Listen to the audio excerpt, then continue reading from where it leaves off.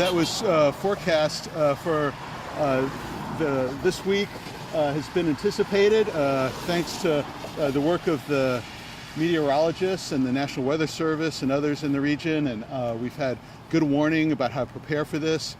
So PBOT crews have been clearing storm drains starting last weekend, and focusing especially on some of the more larger culverts that are drain the drainage ditches by some of the bigger streets, as well as some others that we call trash racks that are kind of have grates that drain a lot of water all at once.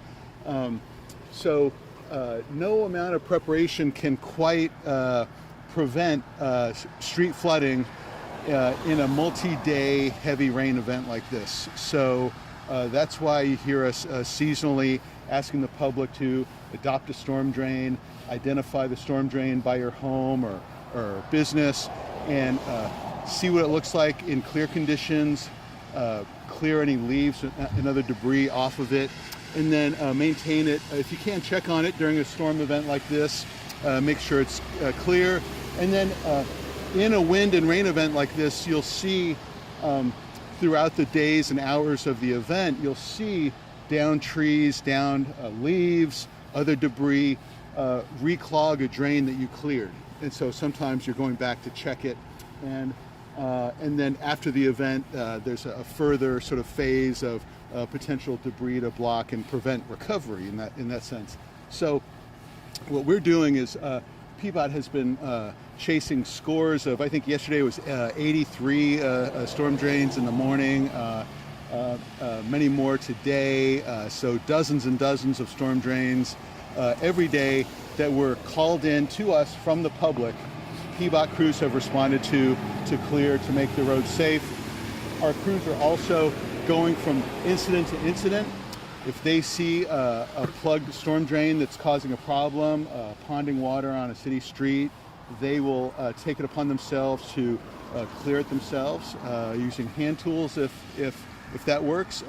If not, we also have these vacuum trucks. And so we ask the public to, when it comes to ponding water on our streets like this, monitor the forecasts this time of year so you're ready for these conditions.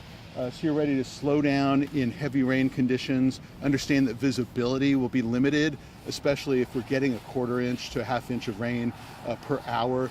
That level of water will limit your visibility and give yourself extra stopping distance as well. So we've been lucky so far. No major road closures. It's as bad as this one, but it's just literally right up here. Oh, a little bit further up. Okay. Thank you.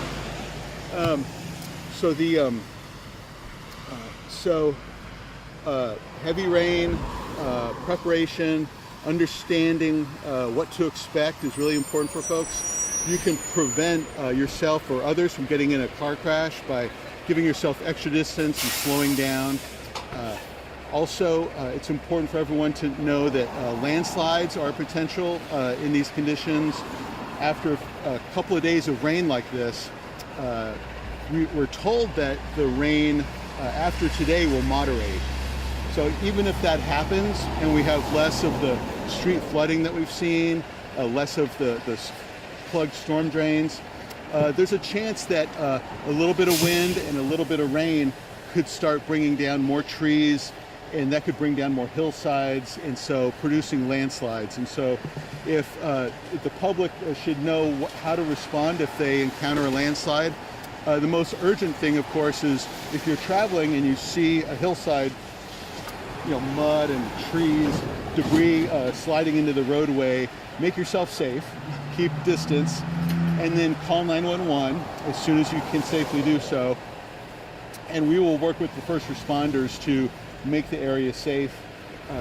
At night, what we need to do is usually close the lane or potentially close the whole road. You may have seen in the past times when a landslide led us to close Burnside or Cornell late at night, 10, 11 o'clock at night, and then you don't see anyone there. Well, that's because we need daylight to be able to get our eyes on the hillside and really assess the situation. And when our engineers can see the site in the daytime, then they know how many trees, how many cubic yards of material need to be removed. So that's some of the challenges we have working through these incidents. We have not had any major. I'm sorry.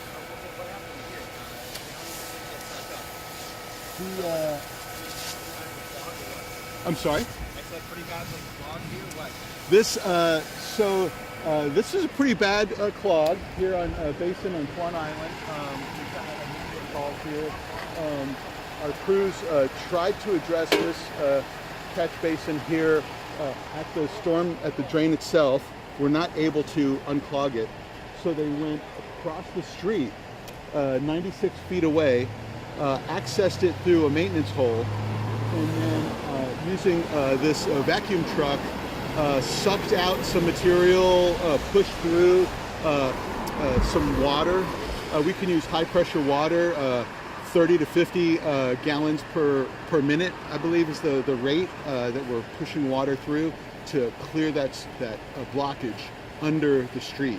And yes, this is quite common. Yeah, and so this is a minority of the clogged storm drains we see, and if we're seeing hundreds in an event, we're seeing maybe dozens or 20 or 50 or maybe 100 of these, depending on the event again. But you'll see those neighborhood streets with a clogged with a little ponding water that comes and then it eventually drains. Those are the smaller incidents, if you will, that we want the public's help with. So our folks, the specialists at PBOT, can use this specialized equipment to address the challenging situations where we have a blockage underneath the roadway.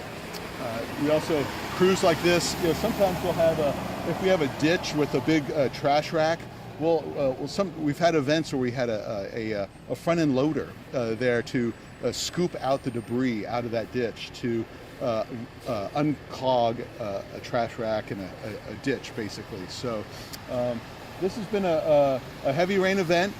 Today was not as heavy this morning as we were anticipating from the forecast, and we're told that we'll have more lighter rain than we had Monday night in the next 24 to 48 hours. So, but we're not out of the woods yet. Folks need to still check conditions where you're going. Go slow. Give yourself extra stopping distance if you're driving at night or on these wet roads. And look out for pedestrians and people biking because it can be harder to see them in these conditions as well. And that'll help everyone get home safe. If people see like a clog or a big pool of water on the roads, who should they call? Should they call 911? Should they call you guys? PBOT, yeah. So 823-1700. You can also, in the city of Portland, you can call 311 and that'll get to our dispatchers. We work together, the same dispatch lines. If it's a neighborhood street and it's not blocking travel, then maybe don't call us, especially if it's a really heavy rain event. We're probably addressing a lot of emergencies. If it is, especially a busy street like this, multiple lanes each direction, one of those streets where you've got public transit service, you've got a bus line, and if the water is covering a lane or multiple lanes, certainly give us a call. Yeah, can you talk about why those clogged drains are a problem if not addressed quickly? Yeah, so the problem with ponding water like this is even if you're going slow, there's a threat that you'll lose traction, even hydroplane, depending on how deep the water is. And you can never tell how deep the water is. So it's really best to avoid driving in water if at all possible, because even what might seem like a shallow amount of water can cause you to lose control of your vehicle, potentially cause a crash, and disrupt travel for everyone.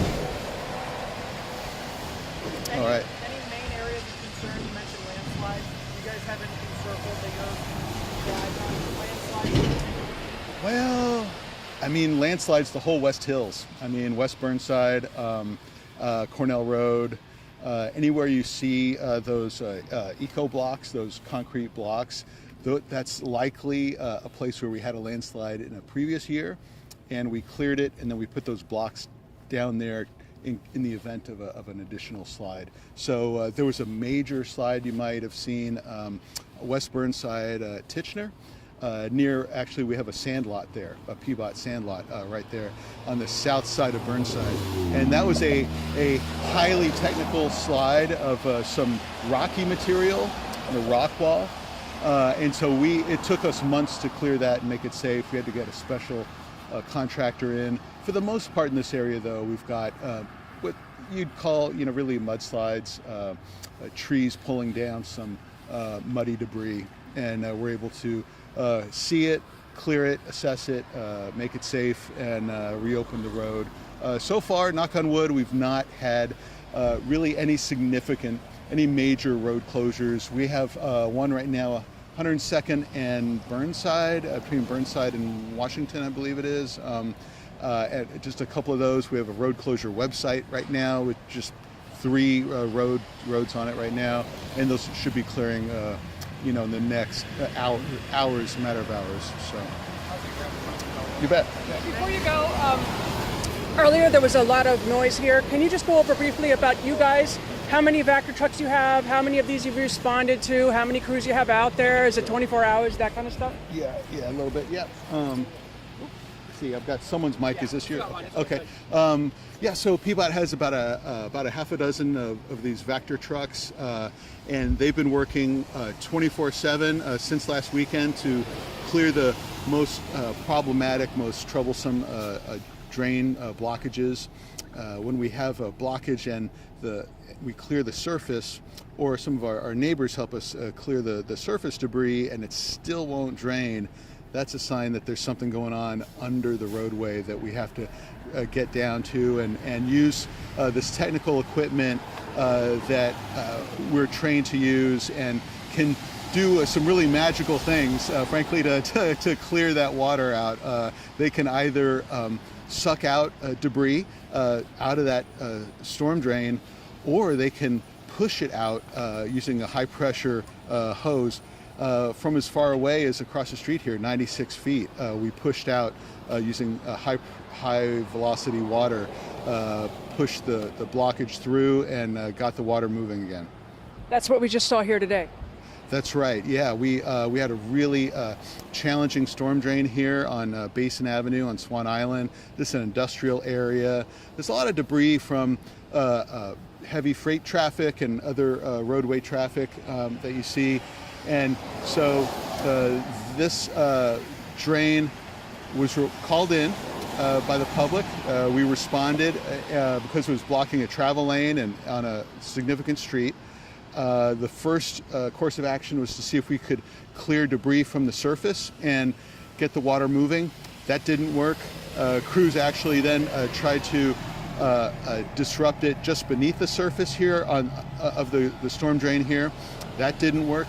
So then they moved their truck across the street where we have a manhole. They moved the truck across the street to a maintenance hole where they could access the pipes underneath the roadway and push high pressured water through those pipes, clearing the blockage, clearing the storm drain, and letting the water flow off the roadway, making it safe for everyone again. How late will these guys be out doing that? We will have shifts going as 12 hours today, and then overnight we'll have additional crews. So effectively we'll have around the clock coverage as we have since last weekend. Thank you. Thank you.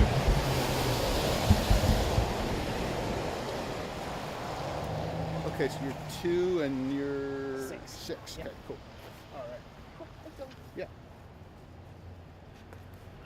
Thank you, Dylan. Yeah, you bet. Thanks for coming. Glad it worked out.